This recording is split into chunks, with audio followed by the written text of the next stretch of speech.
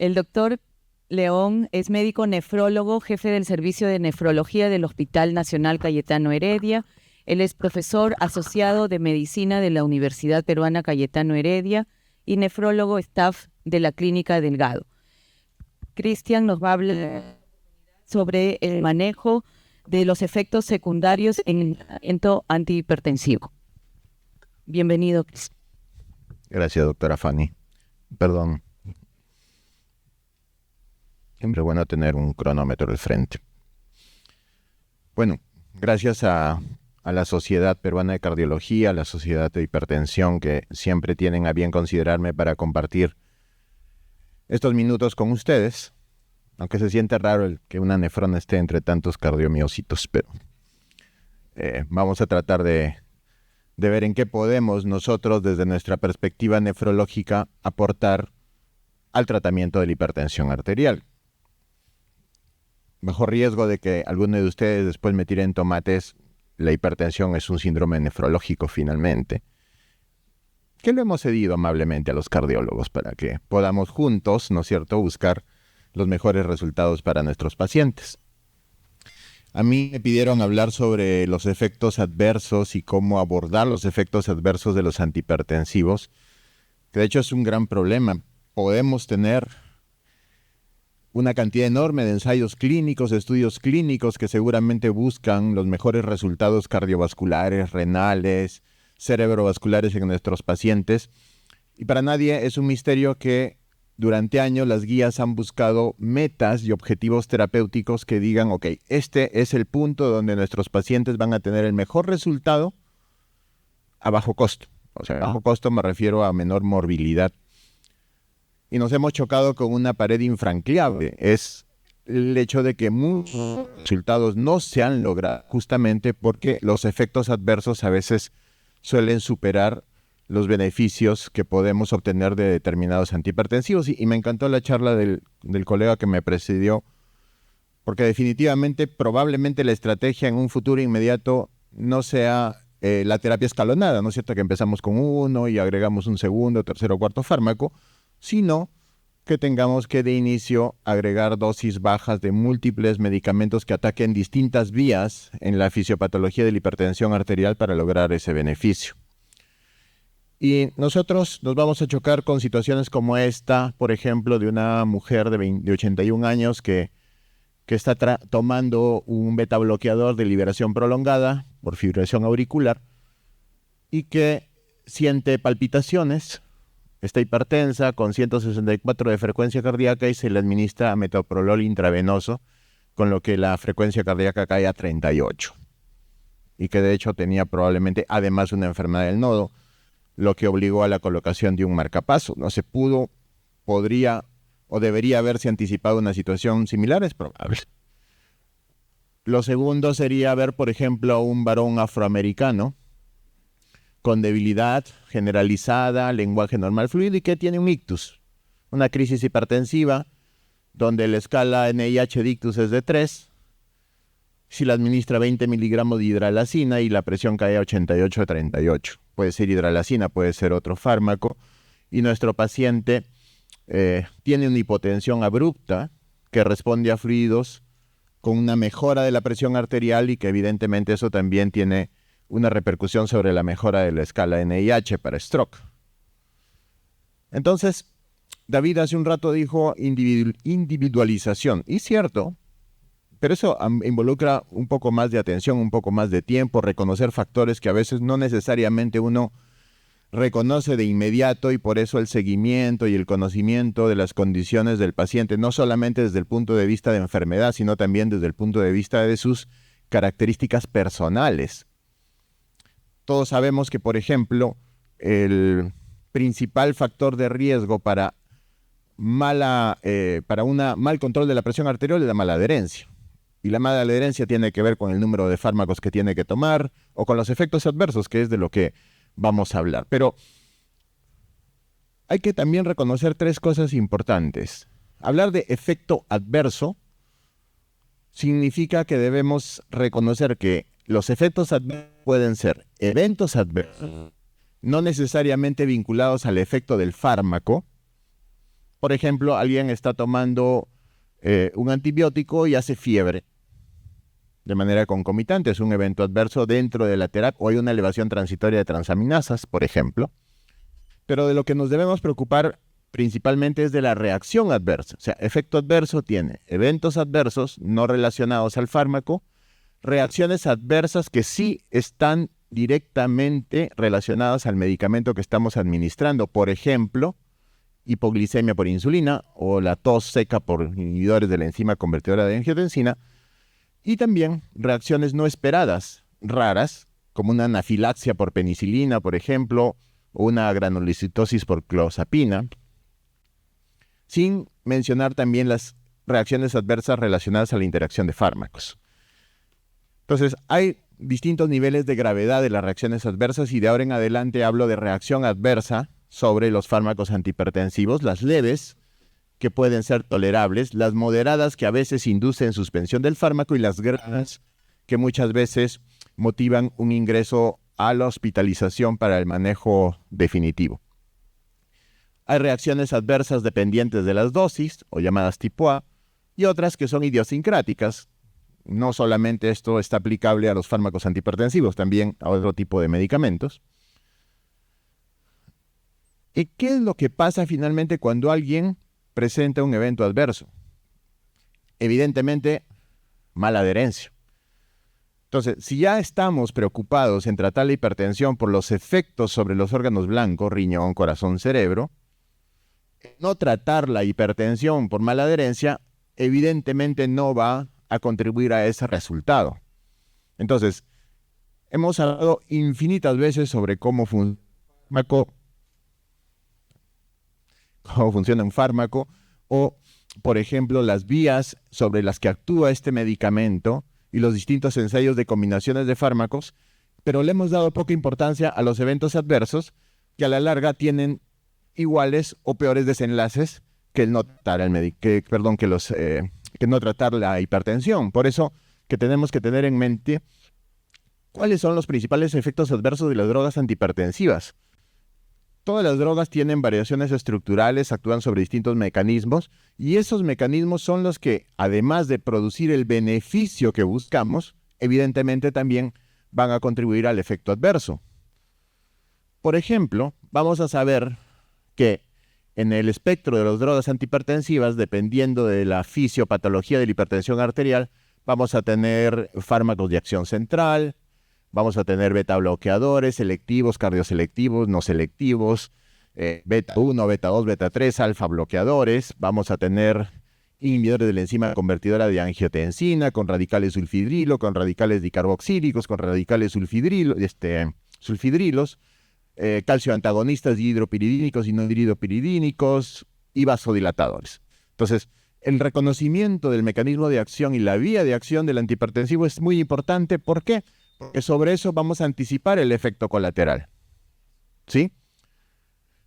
Y sobre eso vamos a identificar, como bien decían, qué paciente probablemente tenga más riesgo de desarrollar eventos adversos que obliguen a la suspensión del fármaco. Es imposible que encontremos un medicamento, no solamente antihipertensivo, que no tenga efectos adversos. Esto es utópico. ¿Bien?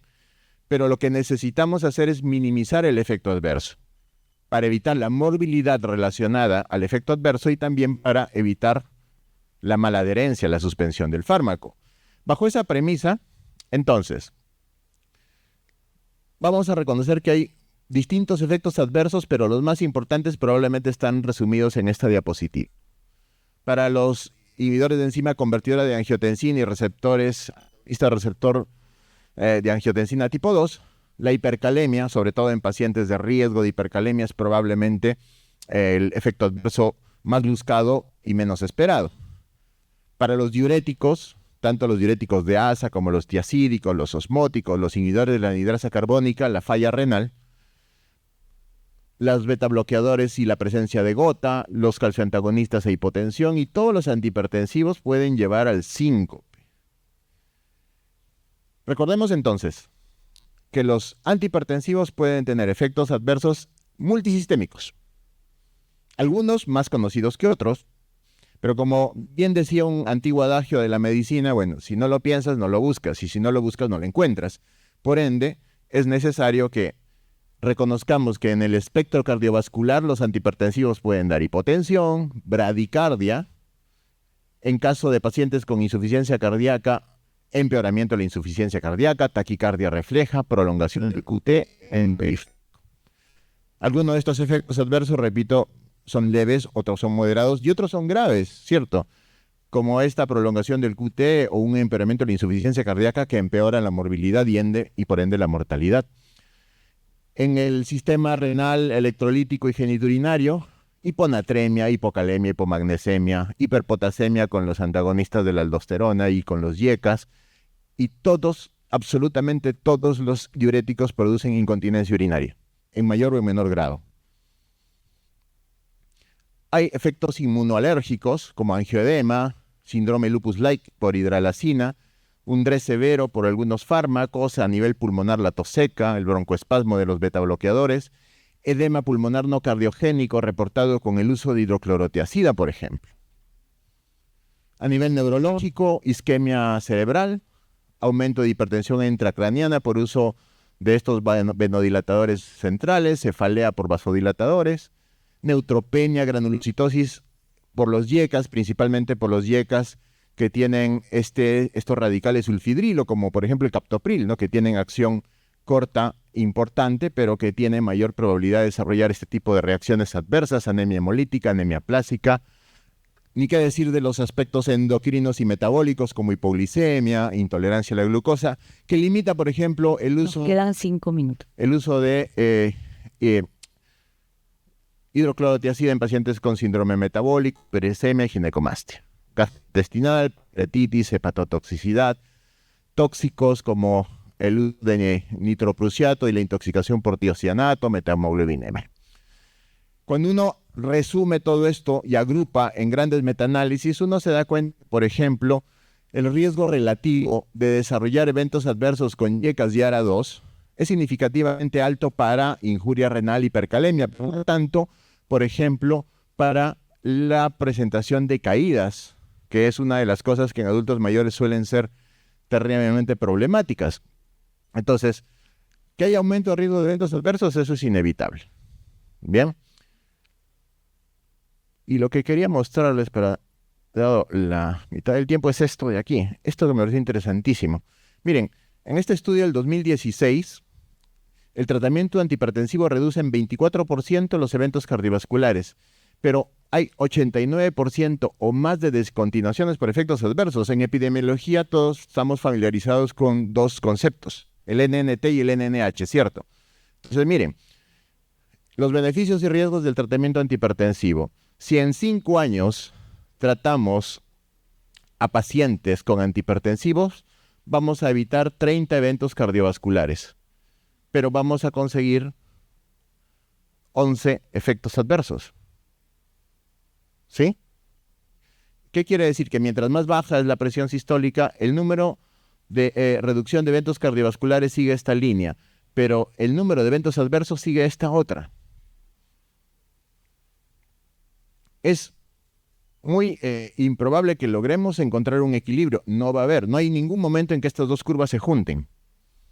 Por lo tanto, uno tiene que individualizar y alertar al paciente de que pueden haber efectos adversos y evidentemente tenemos que reconocerlos. Entonces, el riesgo-beneficio de todos estos medicamentos van a depender de las condiciones del paciente.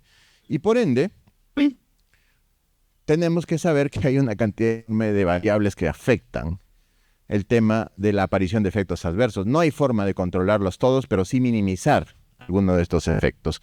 ¿Y qué podemos hacer entonces para prevenir estos efectos?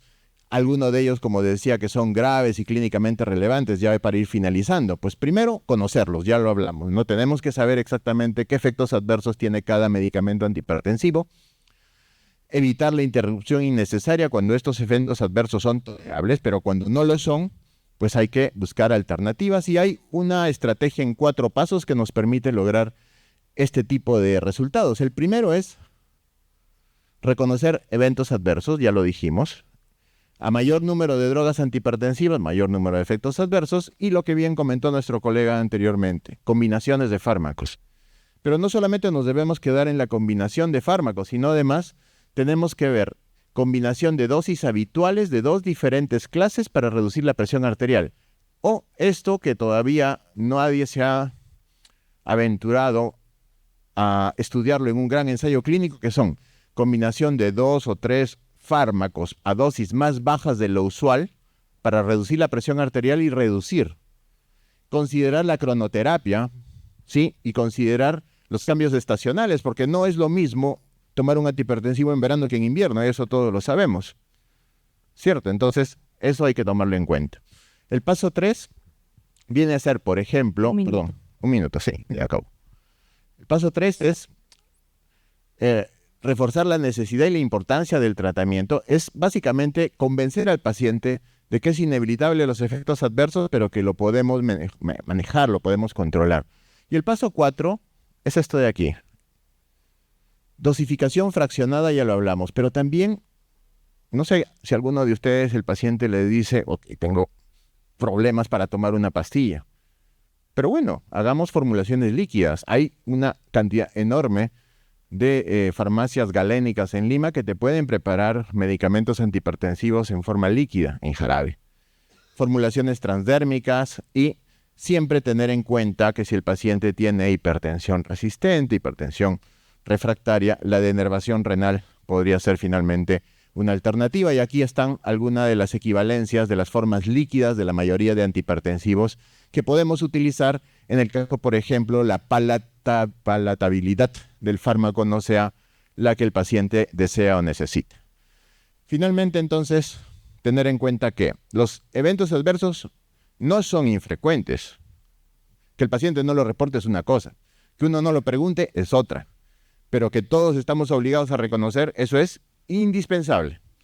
En segundo lugar, si tenemos efectos adversos graves, esto puede ocasionar interrupción del tratamiento, y la interrupción del tratamiento es tan mala como no tratar. Como un maestro decía, ¿no? Es peor tomar el tratamiento y dejarlo que nunca haber iniciado el tratamiento. Por ende, el manejo preventivo, el potencial de la superioridad de dosis ultrabajas de combinaciones de múltiples fármacos. Yo creo que es un área inexplorada todavía a profundidad que probablemente nos vaya a dar efectos sumamente positivos en el futuro.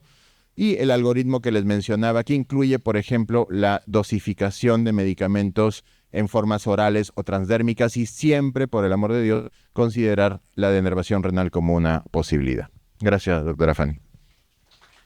Muchas gracias, doctor León.